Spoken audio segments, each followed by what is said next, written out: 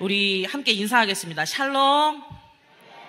다시 한번 진심으로 마음을 담아서 샬롬 인사하겠습니다. 샬롬. 우리가 지금 함께 인사한 샬롬이라는 말은 잘 알고 계시듯이 히브리어로 평안을 인사하는 말입니다. 여러분이 생각하시는 평안은 무엇입니까? 오늘의 걱정 없이, 마음의 짐 없이 육체와 영혼이 평안하면 평안이라고 생각하십니까? 제가 가장 좋아하는 성경의 이야기가 사사기 6장 기드온의 이야기인데요.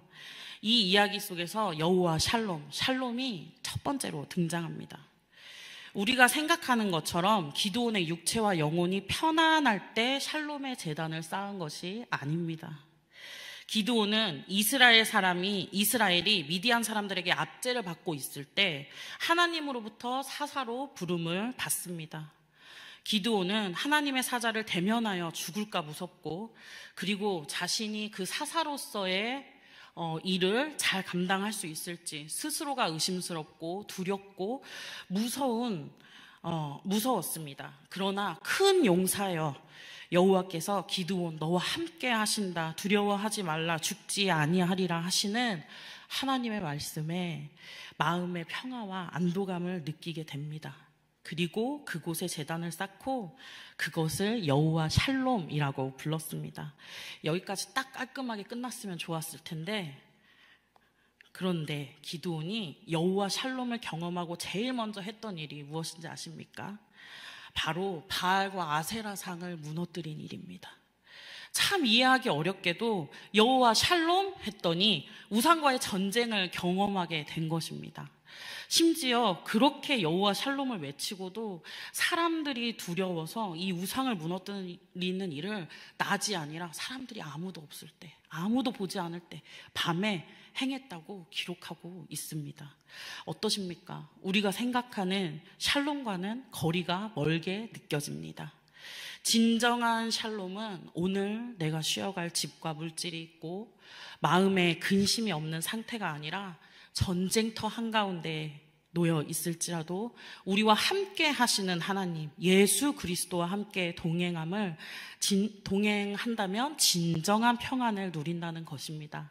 오늘 주시는 말씀 시편 26편 다윗의 노래를 통해서 예수님과 동행하는, 예수님으로 승리하는 진정한 샬롬의 은혜가 있기를 주님의 이름으로 소망합니다.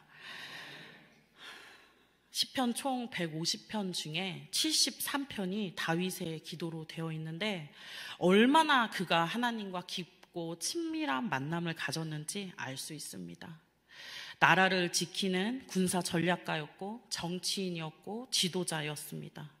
소년 시절 목동으로 일하며 양을 지키기 위해 곰이나 사자와 싸웠습니다. 이 경험이 다윗이 한평생을 살아가며 어떤 위기에서도 하나님을 의지할 수 있는 믿음의 기반이 되었습니다. 블레셋 군대는 골리앗의 힘을 의지하고 골리앗은 창과 방패를 의지할 때 다윗의 전쟁의 승리는 오직 하나님께 달려있음을 알기에 골리앗 앞에 설 수 있었습니다. 자신을 해치려는 행악자로 인해 쫓겨다니는 삶을 살 때도 그의 입술의 말과 마음의 묵상이 하나님께 연락되기를 소원하였습니다. 다윗은 깊은 기도의 사람입니다. 그 기도를 통해 자신의 심정을 하나님께 내었었고 대적자들의 거짓과 속임수에도 넘어지지 않았습니다. 그 중심을 하나님께 두었던 그를 하나님께서는 이스라엘 왕으로 세우셨고 그 후대에는 성경에 하나님 마음에 합한 사람, 하나님 마음에 맞는 사람이라고 기록하고 있는 것입니다. 오늘 본문 1, 2절을 보면 함께 다시 한번 읽어보겠습니다. 시작. 내가 나의 완전함에 행하여 싸우며 흔들리지 아니하고 여호와를 의지하여 싸우니 여호와여 나를 판단하소서, 여호와여 나를 살피소서, 시험하사 내 뜻과 내 양심을 단련하소서. 아멘. 이 부분을 유진 피터슨의 메시지 성경을 통해서 우리 언어로 다시 살펴봤더니요, 하나님 머리끝부터 발끝까지 나를 살펴보시고 샅샅이 시험해 보소서. 내게 흠잡을 만한 곳이 있는지 안팎으로 확인해 보소서. 다윗은 하나님께 자신을 판단해 달라고 내 머리끝부터 발끝까지 살펴서 하나님 앞에 흠잡을 만한 것이 있는지 확인을 요청할 만큼 자신이 있어 보입니다.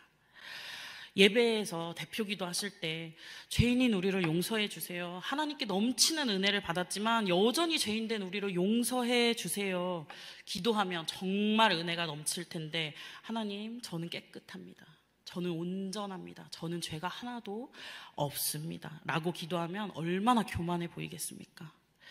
다윗은 완전함에 행하였다고 말할 만큼 자신이 있어 보이지만 로마서 3장 10절에 기록된 바 의인은 없나니 하나도 없다고, 성경은 모든 사람이 죄인이라고 분명하게 말씀하고 계십니다. 그렇다면 다윗은 왜 이렇게 고백할 수 있었을까요? 시편 26편은 다윗이 자신의 완전함과 의로움을 하나님 앞에 선언하는 것처럼 보여요. 그러나 다윗이 어떤 죄인인지를 우리가 다 알고 있습니다. 다윗의 생애 최대 부끄러웠던 일은 우리아의 아내를 범하고 자신의 잘못을 감추기 위해 죄 없는 우리아를 전쟁터에 내몰아 죽게 만든 사건이었습니다. 마태복음 1장 6절에 보면 이새는 다윗 왕을 낳으니라. 다윗은 우리아의 아내에게서 솔로몬을 낳고 라고 기록하고 있습니다. 예수님의 족보가 등장하는 마태복음 1장을 보면 여러 왕들이 계속해서 등장합니다. 솔로몬도 왕이었고 르호보암도 왕이었어요. 그리고 여인들의 이름이 있습니다. 그런데 오직 마태복음의 저자는 다윗만을 왕이라고 말하고 있고, 또 다른 본문처럼 여인의 이름을 말하지 않고, 즉 밧세바라고 기록하지 않고 왜 우리아의 아내라고 기록하였을까? 결국은 놀라운 신앙인 다윗도 유대인의 취향을 받는 다윗이라 할지라도 그 죄를 다시 기억나게 해서 그 또한 죄인에 불과하다는 것을 보여주고 있는 것입니다. 하지만 이런 다윗이 하나님, 저 올바르게 살았습니다. 내 마음 아시잖아요. 라고 고백할 수 있었던 것이 오직 하나님의 은혜라는 것을 다윗의 고백 속에서 깨달으시기 바랍니다. 다윗이 얼마나 위대한 사람인지, 다윗이 얼마나 정결하고 완전한 사람인지를 말하는 것이 아니라 죄인인 다윗이 이렇게 자신 있게 고백을 드릴 수 있었던 것은 어떤 상황과 환경에서도 의지했던 하나님으로 말미암아 나오는 고백이라는 것입니다. 누가 이와 같이 말할 수 있겠습니까? 저는 이런 다윗의 고백 앞에 부끄러워졌습니다. 사망 가운데 놓여진 삶을 건지신 그 큰 은혜를 누렸고 여전히 누리고 살고 있음에도 불구하고 어쩌면 하나님이 정말 머리끝부터 발끝까지 내 영혼과 마음을 샅샅이 살피실까 염려하고 두려워하는 것이 우리의 모습인지도 모르겠습니다.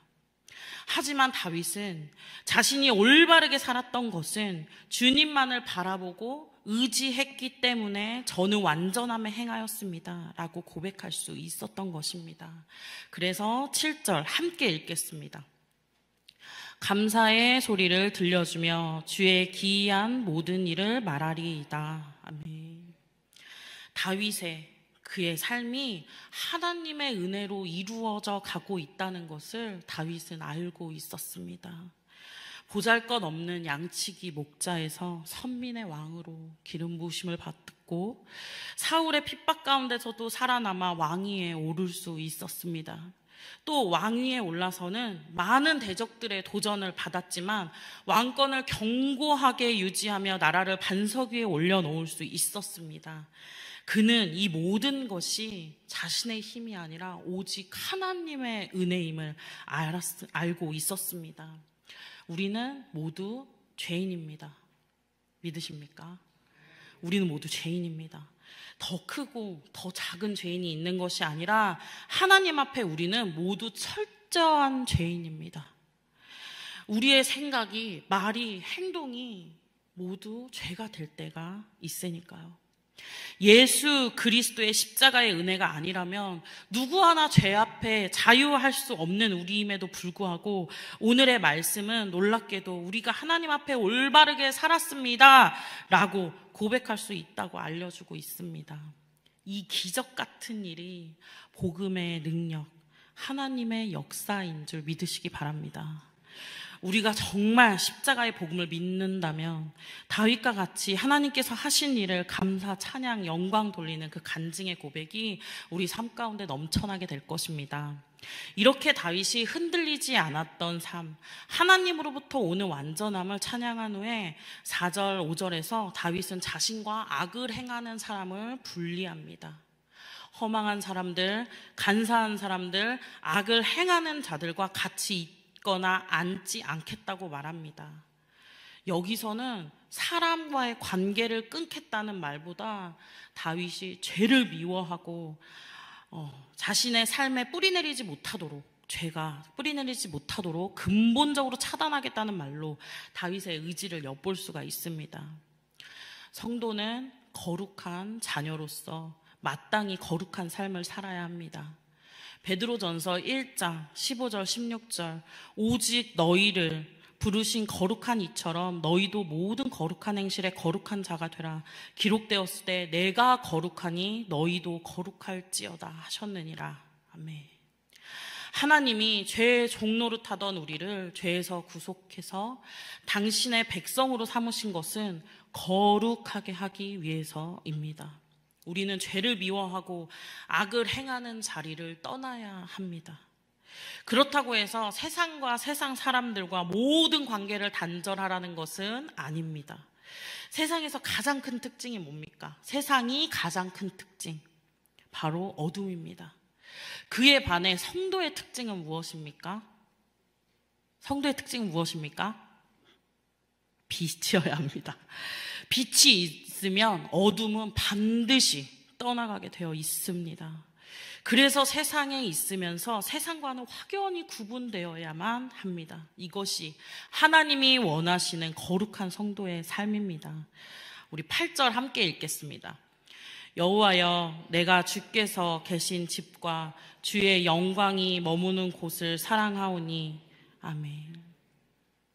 다윗이 성전을 사랑하였던 것은 단순히 건물의 위엄이 아니라 하나님의 임재 또는 영광이 그곳에 있었기 때문이라고 말하고 있습니다. 물리적인 장소인 성전을 의미하는 것일 수도 있지만 더 깊은 의미에서는 하나님과의 지속적인 관계와 교제를 상징하고 있습니다. 이 구절에서 다윗의 인생의 목표를 짐작할 수 있습니다. 사랑한다는 것, 하나님을 향한 아주 깊은 열정과 갈망을 의미하는 것입니다. 행악자의 집회를 미워하는 다윗은 하나님의 백성들과 함께 예배를 드립니다. 다윗이 하나님을 사랑하기에 하나님을 예배하는 자들과의 사귐을 즐거워했을 것입니다. 교회는 하나님의 말씀을 따라서 모이는 예수님을 머리로 삼은 자들의 모임입니다. 우리는 성령 안에서 하나님이 거하실 거처가 되기 위해서 그리스도 예수 안에서 함께 지어져 가는 존재입니다. 교회를 사랑하십니까? 소리가 너무 작습니다. 교회를 사랑하십니까? 예배에 나오시는 것이 즐거우신가요? 제가 예전에 어떤 목사님 설교를 듣는데 그 목사님께서 진정으로 거듭난 그리스도인에게 2가지 열매가 있어야 된다고, 많은 열매가 나타나겠지만 2가지 열매는 꼭 있어야 된다고 하셨던 말씀이 기억이 나요. 첫 번째는 목회자를 존경하고 사랑하는 열매. 인간 대 인간으로 사랑하는 것이 아니라요, 하나님의 진리의 말씀을 선포하실 수 있도록 정말 영혼 구원을 향해 달려갈 수 있도록 성도로서 중보하고 진심으로 아끼는 마음. 2번째는 교회를 사랑하는 열매. 첫 번째는 목회자를 사랑해서 기도하는 그 열매, 2번째는 교회를 사랑하는 열매. 여기서 교회를 사랑한다는 것은 눈에 보이는 건물을 말하는 것이 아니고요, 교회 안에 예배와 섬김, 봉사, 말씀, 기도, 교제, 사람, 나눔, 공동체, 이 모든 것을 의미하는 것입니다. 여러분께 이 열매가 있으십니까? 여러분께 이 열매가 있으십니까? 이 열매 모두 맺는 은혜가 있기를 주님의 이름으로 축복합니다. 예수님을 믿는 자들이 함께 모여서 살아계신 하나님의 임재함을 느끼는 것은 세상 어디에서도 경험할 수 없는 경이로운 일입니다. 그래서 진정한 그리스도인은 하나님의 영광이 머무는 곳을 사랑합니다. 하나님의 임재 속에 드려지는 예배는 세상의 어떤 가치와도 바꿀 수 없는 우리의 기쁨이 됩니다. 하나님께서는 주의 자녀들이 하나님을 예배함으로 임재를 기다리며 담대히 살아가기를 원하십니다. 하나님의 임재 안에서 예배함으로 담대히 오늘을 살아가는 우리가 되기를 소망합니다. 예수님을 알고 나면 심판이 있다는 것을 알게 됩니다. 다윗은 9절에서 자신의 영혼과 생명을 죄인과 살인자와 함께 거두지 말아달라고 고백하고 있습니다. 다윗의 공의로운 하나님께서 악인을 멸하시고 하나님 앞에서 의롭게 살고자 노력한 자신을 구원하여 주실 것이라는 믿음을 이와 같이 표현한 것입니다. 타락이 극에 달해 있던 소돔 땅을 멸할 때도 의인을 악인과 함께 멸하지 않으셨습니다. 하나님은 소돔을 멸하실 때 롯의 가족들을 먼저 건져내셨습니다. 온 세상이 타락하여 홍수로 세상을 심판하실 때도 의인 노아의 가족만은 구원하셨습니다. 그리고 우리가 살아가는 이 세상도 타락하고 죄로 만연해져 갑니다. 성경에 수많은 하나님의 언약, 약속들이 있고 모든 것이 이루어졌는데 단 한 가지 이루어지지 않은 하나님의 말씀이 있습니다. 아십니까?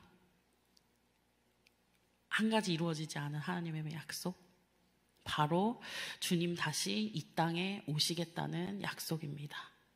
그때가 오면 의인 하나를 천하보다도 귀하게 여기실 하나님께서 반드시 의인을 영생으로 인도하실 것입니다. 그렇다면 누가 의인입니까? 의인은 예수 그리스도의 십자가 보혈로서 죄 씻음 받은 성도들입니다. 우리는 이 세상 가운데서 죄를 미워하고 하나님만 사랑하겠다고 하는 분명하고 단호한 의지가 있어야 합니다. 사람과의 관계로 관행이라는 이유로 죄의 흐름을 따라 살아가서는 절대 안 됩니다. 생명이 있는 물고기는 물을 거슬러 올라갈 수 있는 힘이 있습니다. 그러나 죽은 물고기는 흐르는 물에 휩쓸려 내려가고 맙니다. 이렇게 살아있는 영혼을 가진 사람은 세상의 조류에 휩쓸리지 않고 세상을 거슬러 가는 힘이 있습니다. 교회를 사모하고 하나님의 은혜를 사모하고 하나님의 말씀을 살아내고자 하는 사람의 마지막은 구원입니다. 마지막까지 의를 지키며 하나님의 구속의 은혜를 입기를 소망합니다. 11절, 나는 나의 완전함에 행하오리니 라고 고백하며 내 발이 평탄한 데 섰다고 고백합니다. 1절에서는 내가 나의 완전함에 행하여 싸우며 라고 말하고 11절은 나는 나의 완전함에 행하오리니 라고 말합니다. 나의 완전함이 하나님을 의지함에서 나왔던 것처럼 나는 앞으로도 여호와 하나님만 의지하는 완전함으로 의로움 가운데 행할 것이라고 다짐하고 있는 것입니다. 그리고 내 발이 평탄한 데 섰사오니 라고 표현하면서 확실하고 요동하지 않는 반석 위에 서 있다는 것을 알 수 있습니다. 왕이고 하나님 마음에 맞는 자 다윗은 험난한 인생의 여정이 있었습니다. 그 싸움의 대상은 사자, 곰, 골리앗, 이스라엘의 초대 왕이었던 사울, 그리고 이방의 세력들, 심지어는 자신의 아들인 압살롬까지 정말 다양했습니다. 다윗은 하나님을 의지함으로 하나님으로부터 나오는 완전함을 고백했습니다. 사람의 완벽함이 아니라 주님이 완전하시기에 완전한 삶을 산다는 것입니다. 그러기 위해서 죄를 미워했고 세상에 휩쓸려 세상을 따라가지 않았습니다. 하나님의 영광과 임재가 머무는 곳을 사랑했고 그의 영혼이 요동치 않는 반석 위에 서 있었습니다. 그리하여 하나님의 거룩하심을 따라 거룩하게 살았습니다. 그러나 죄인인 다윗 또한 하나님의 은혜가 끊임없이 필요했고 누구보다 파란만장한 삶을 살았지만 여호와를 의지함으로 샬롬의 인생을 살 수 있었습니다. 이렇게 오늘의 말씀에 근거하여 다윗의 삶을 요약해보면 저는 믿음과 증거라고 하겠습니다.